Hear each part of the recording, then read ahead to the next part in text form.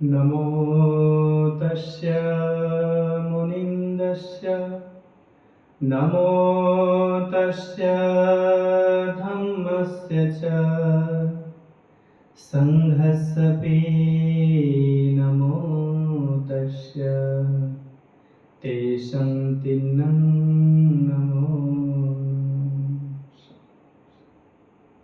आज का विषय श्रद्धा का विषय है।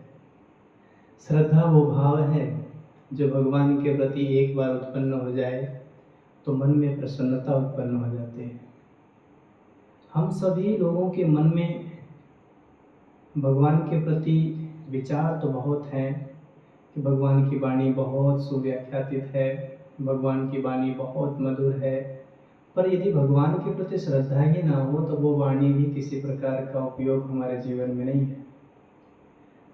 हमेशा आपके मन में एक भाव, भगवान के प्रति भक्ति का भाव, भगवान के प्रति श्रद्धा, भगवान के प्रति पूर्ण समर्पण भाव, भगवान के प्रति पूर्ण रूप से निष्काम कर्म, निष्काम भक्ति जब एक बार आपके अंदर उत्पन्न हो जाएगी तो भगवान की प्रतिमा को देख के भी मन में शांति उत्पन्न हो जाएगा। हर व्यक्ति के मन में एक प्रतिमा तो ऐसी होनी चाहिए कि जब वो अति दुखी हो और भगवान के प्रतिमा के पास बैठे और मन शांत होने लगे तो समझो श्रद्धा का भाव उत्पन्न हो गया। श्रद्धा का मतलब होता है दृष्टि का क्लियर होना। एक बार यदि आपके मन में भगवान के प्रति दृष्टि, भगवान के प्रति भाव क्लियर हो गया तो सारे दुख अपने आप खत्म हो जाएंगे। दुख का संबंध श्रद्धा में आता ही नहीं है। ये श्रद्धा भाव उत्पन्न हो जाए तो मन का प्रसन्नता भाव अपने आप उत्पन्न हो जाता है। जैसे भगवान की दृष्टि धर्म से पूरी तरह से क्लियर हो गई, धार्मिक हो गई, करुणामय हो गई, तो अब भगवान के प्रति कोई अच्छा व्यवहार करे या बुरा व्यवहार करे, बस भगवान के अंदर केवल और केवल करुणा का भाव है, क्योंकि भगवान अब सभी को पूरी करुणा के साथ ही देखते हैं। इसीलिए श्रद्धा के बिना धार्मिक हो पाना बहुत मुश्किल है। और एक बार भी यदि कोई व्यक्ति अपने मन में श्रद्धा भाव उत्पन्न कर ले तो ऐसे व्यक्ति को देव का भाव उत्पन्न हो जाता है। ऐसा धम्मपद में भी एक गाथा में कहा गया है। श्रद्धा मनुष्य का, मेरे प्रश्न में भी श्रद्धा के संबंध में बताया गया है कि श्रद्धा तुरतुरी जो उत्तर प्रदेश में हम फिटकरी बोलते हैं, यदि फिटकरी हम पानी में डाल दें और पानी साफ हो जाता है, वैसे ही यदि किसी के मन में श्रद्धा उत्पन्न हो जाए तो अपने आप उसका मन जो है साफ हो जाता है, उसकी दृष्टि क्लियर हो जाती है, उसके मन में लोगों के प्रति मैत्री का भाव उत्पन्न हो जाता है, बुद्ध धम्म संघ के प्रति भक्ति भाव उत्पन्न हो जाता है और पूरी समर्पण और श्रद्धा भाव से भगवान का नाम लेता है, बुद्धानुसति करता है, धम्मानुसति करता है, संघानुसति करता है, और ये सारे भाव करके वो अपने मन में एक प्रसन्नता का अनुभव करता है, एक अद्भुत सौंदर्य का अनुभव करता है, एक अद्भुत अपने मन के प्रति निश्चल भाव का अनुभव करता है, जिससे सभी प्राणी के प्रति उसके अंदर एक करुणा का भाव उत्पन्न होता है। तो ये जब श्रद्धा उत्पन्न होगा तो अपने आप ये सारी चीज़ें उत्पन्न हो जाएगी। इसलिए श्रद्धा का होना बहुत जरूरी है। श्रद्धा उत्पन्न हो जाए तो कर्म अपने आप शुद्ध हो जाते हैं। श्रद्धा उत्पन्न हो जाए तो वाणी अपने आप शुद्ध हो जाती है। श्रद्धा उत्पन्न हो जाए तो मन एकाग्र हो जाता है। श्रद्धा के भाव से मनुष्य देवत्व को भी प्राप्त हो जाता है। आपको श्रद्धा के संबंध में मैं आपको एक सुंदर कहानी बताता हूँ, जो धम्मपद के दूसरी गाथा में ही भगवान ने बड़ी सुंदर भाव से श्रद्धा का वर्णन किया है। आइए आज हम सब लोग मिलकर के मठ कुंडली की कहानी सुनेंगे। किस प्रकार से मठ कुंडली ने केवल भगवान के प्रति श्रद्धा भाव उत्पन्न करके तामतिस देवलोक में एक दिव्य विमान में देवपुत्र के रूप में जन्म लिया, और भगवान ने किस प्रकार से 84,000 उपासक उपासिकाओं को धर्म में श्रद्धा से भर दिया और सभी का कल्याण हुआ। आज हम सब लोग इसके बारे में सुनेंगे। श्रावस्ती भगवान बुद्ध का वो स्थान है जहाँ पर भगवान ने 25 वर्षावास किए। अनाथ पिंडर के द्वारा बनाया गया जेतवन महाविहार में भगवान जब वर्षावास कर रहे थे, तो वहाँ की एक घटना है कि श्रावस्ती में रहने वाले एक गृहपति जो संपन्नवान था, जो समृद्धशाली था, परंतु कीपड़ था, वो बहुत कंजूस था। उसके पास अथाह संपत्ति थी, पर अपनी संपत्ति का कभी हानि ना हो, इस पर वो बहुत ध्यान देता था। जीवन में कभी भी किसी को उसने थोड़ा सा भाग भी नहीं दिया था, जरा सा पुण्य भी नहीं किया था, इस वजह से कि हमारे धन की संपत्ति की हानि हो जाएगी। ऐसा सोचता हुआ वो धनपति अपना जीवन जीता था। उसके घर में एक पुत्र का जन्म हुआ। पुत्र के जन्म से उसके घर में बड़ी प्रसन्नता आई, और जो पुत्र था वो बड़ा ही तेजवान, सुंदर, रूपवान था। उसके माता ने कहा कि पुत्र का जन्म हुआ है तो इसके लिए एक सुंदर सा कंठहार दिया जाए। तो उस गृहपति ने सोचा कि यदि ये कंठहार मैं किसी स्वर्णकार के पास जाऊंगा और स्वर्णकार अपने जो भी ये हार बनाएगा उसका पैसा लेगा, इस वजह से सोच के वो बहुत डर गया कि बहुत पैसा ले लेगा हमारा। इस वजह से उसने अपने घर में ही एक स्वर्ण सिक्का लिया और उसे पीट पीट करके चपटा कर दिया, और चपटा करने के बाद उसके गले में एक धागे में डाला और धागे में डाल के उसे गले में पहना दिया, और पीट पीट के मटके के भांति उसका आकार दिया। इसीलिए उस लड़के का नाम भी मट्ठ कुंडली पड़ा। मट्ठ कुंडली बड़ा रूपवान था। धीरे धीरे बड़ा हुआ। बड़ा होने के बाद उसे पांडु रोग हो गया। पांडु रोग हो जाने के बाद वो धीरे धीरे उसके शरीर कमजोर होने लगा। गृहपति की पत्नी ने कहा कि जाओ किसी वैद्य को लेके आओ, पुत्र का इलाज कराओ, क्योंकि पुत्र बहुत बीमार है। और जब पुत्र बीमार है, वो सोच करके कि हमें किसी वैद्य को लेकर के आऊँगा तो हमें उसे उसका पारितोष देना पड़ेगा, दवा का खर्चा देना पड़ेगा, उसको बिठाना पड़ेगा, जलपान कराना पड़ेगा, और इससे बहुत धन की हानि होगी।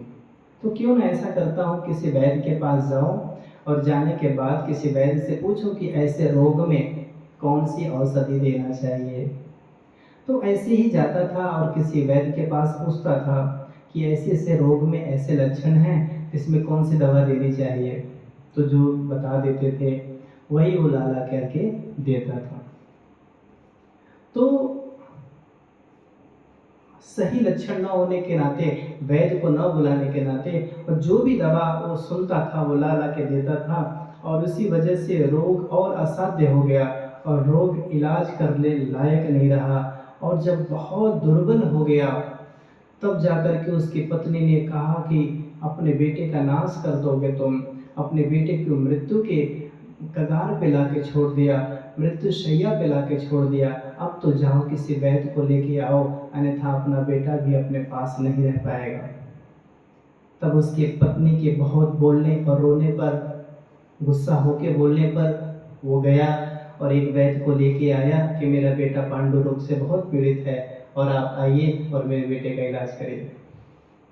वो वैद्य आया, देखने के बाद ये तो रोग असाध्य हो गया है, इसका हम इलाज नहीं कर सकते। वो वैद्य बिना किसी इलाज के वापस चला गया और कहा कि मेरा नाम कभी मत लेना कि मैं तुम्हारे बेटे की दवा करने के लिए आया था, अन्यथा लोग हमारी अनिंदा करेंगे कि इनकी दवा इस बच्चे के ऊपर काम नहीं किया। तो ऐसा कह के वो चला गया। जाने के बाद मट्ठ कुंडली का पिता समझ गया कि मेरे बेटे का अंतिम समय आ गया है और हम इसे बचा नहीं पाएंगे, हम इसे बचा नहीं पाएंगे ऐसा सोच करके, और मैं अपने बेटे का इलाज नहीं करा पाऊंगा, और ऐसा कंडीशन देख करके बहुत सारे लोग हमारे घर पे आएंगे और पूछेंगे कि बेटा कैसा है, तो उनको पानी पिलाना पड़ेगा, उनको मेरी संपत्ति देख सकते हैं।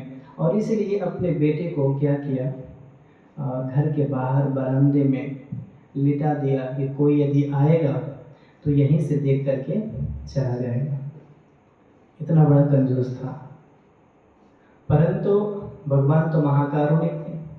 भगवान आज सुबह जब उठे तो शत सहस्त्र जितने चक्रवाल हैं उन सभी पर दृष्टि डालते हुए देखा कि आज किसे धम्म दिया जाए जहाँ ज़्यादा से ज़्यादा कल्याण हो सके।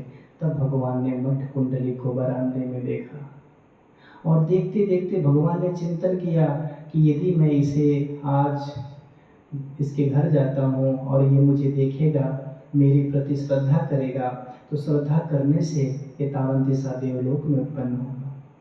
और जब तावन दिशा देवलोक में उत्पन्न होगा तो वहाँ पर उत्पन्न होने के बाद शमशान घाट में जब रोएगा इसका पिता, तो वहाँ पर आकर के ये भी रोएगा। और पिता जब पूछेगा कि तुम कौन हो, तो ये बताएगा कि मैं मठ कुंडली हूँ।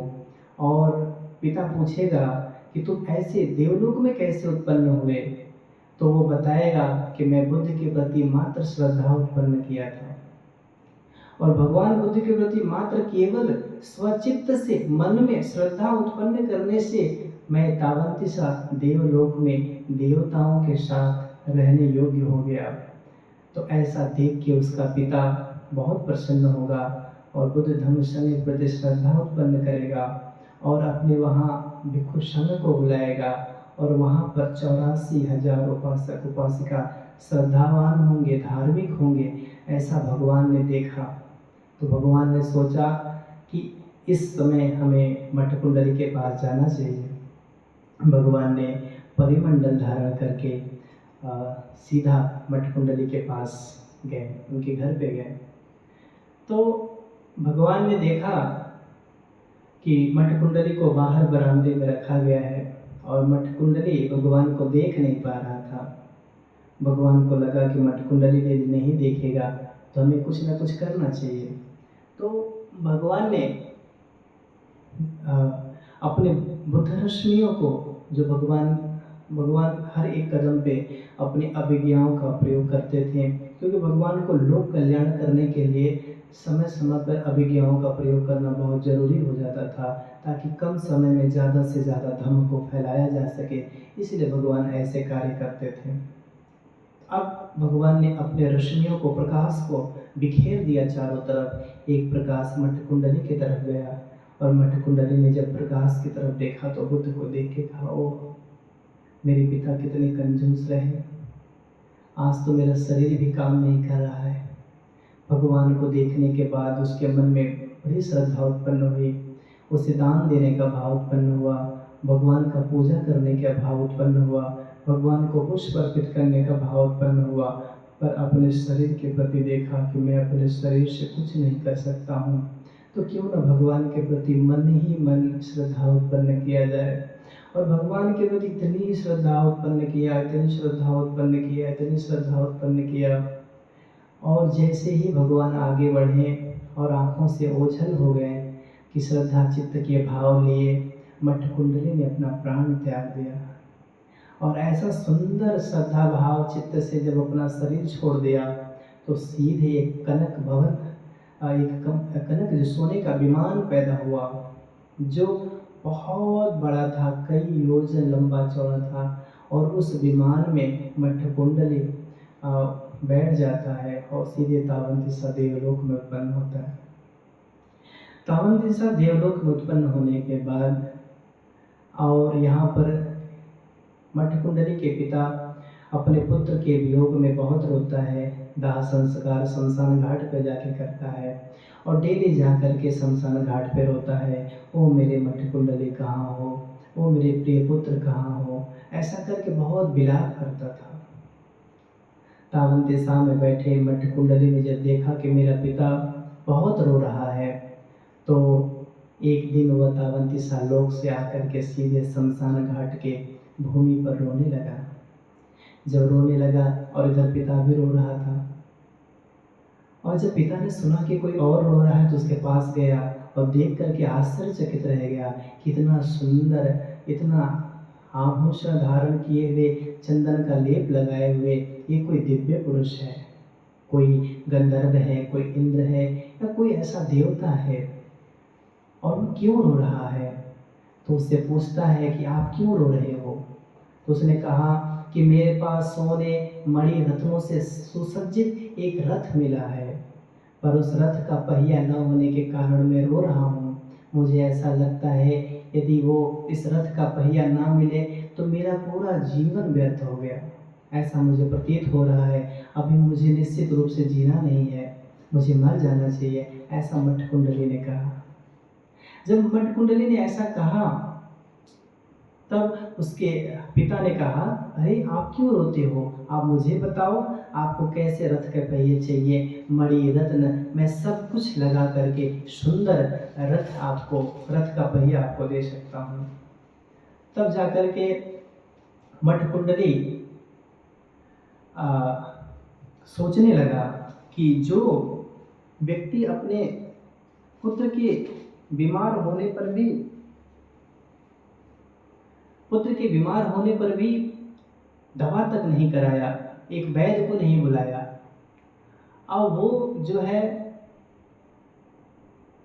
एक सोने और चांदी से, मणियों से, रत्न से सुसज्जित एक पहिया देने को सोच रहा है। मैं इसकी भी परीक्षा लेता हूँ, अभी इसके वचनों से इसे झूठा बना देता हूँ। और उसने ऐसा ही किया और उसने कहा कि मुझे सूर्य और चांद के जितना बड़ा एक रथ का पहिया चाहिए।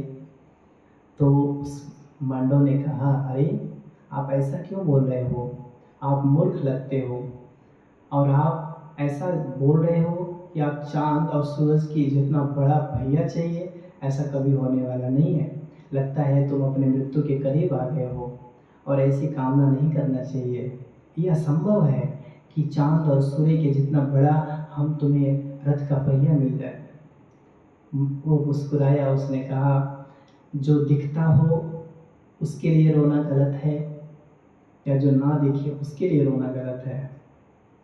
मैं तो उसके लिए रो रहा हूँ जो दिखाई दे रहा है, पर तुम उसके लिए रो रहे हो जो व्यक्ति नहीं है, जो मृत्यु हो गया है, और जो नहीं है उसके लिए तुम रो रहे हो। मैं तो उसके लिए रो रहा हूँ जो दिख रहा है।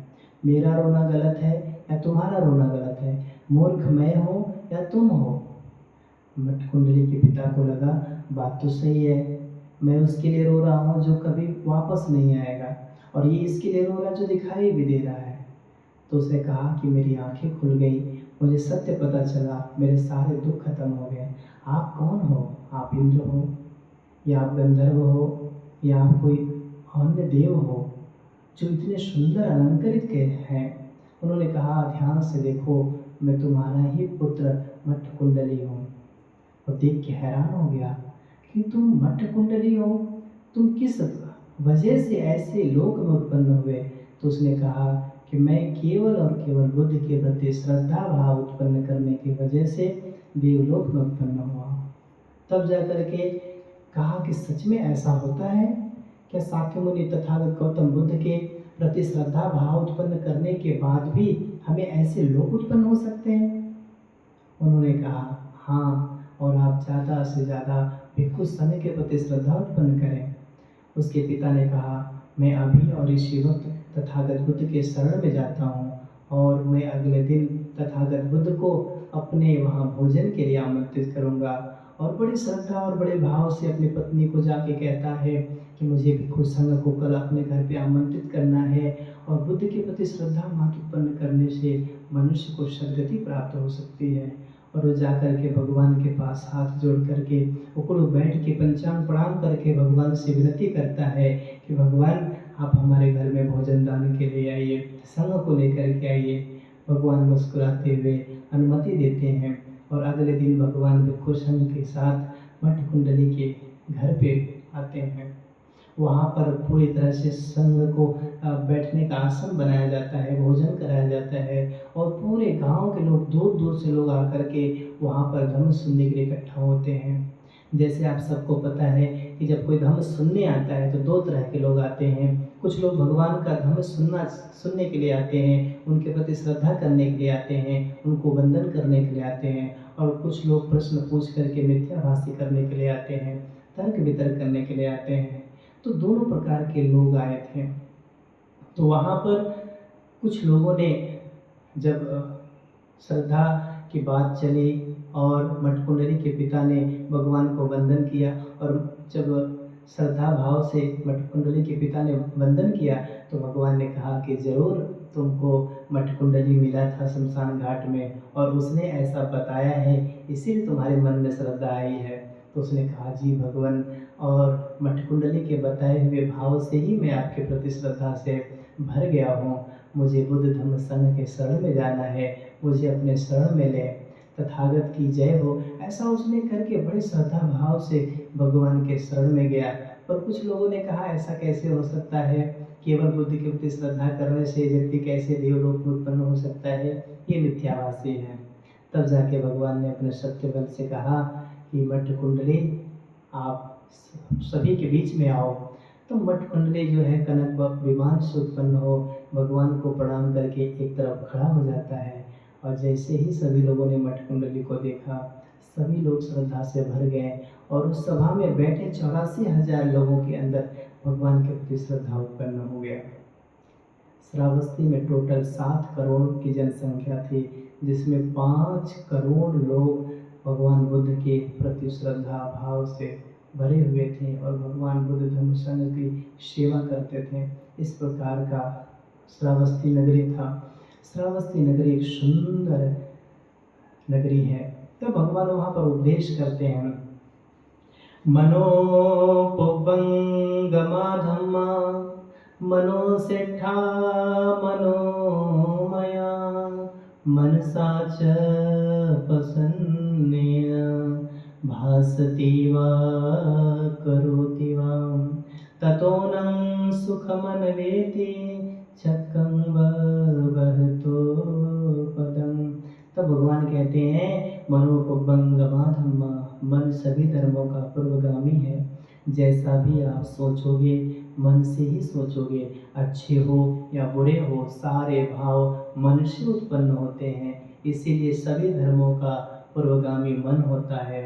जैसा भाव लेकर के, यदि आप श्रद्धा भाव लेके, प्रसन्नता का भाव लेकर के बोलते हो या कार्य करते हो, तो आपका सुख आपके पीछे पीछे चलता है। जैसे आज मठकुंडली के मन में श्रद्धा भाव उत्पन्न हुआ भगवान के प्रति, तो उसका सुख भगवान उसके साथ ही साथ चला, और उसका सुख देवलोक के जैसा उत्पन्न हुआ। बहुत से लोग बोलेंगे कि बंते जी, ये देवलोक क्या है, देवता का भाव क्या है।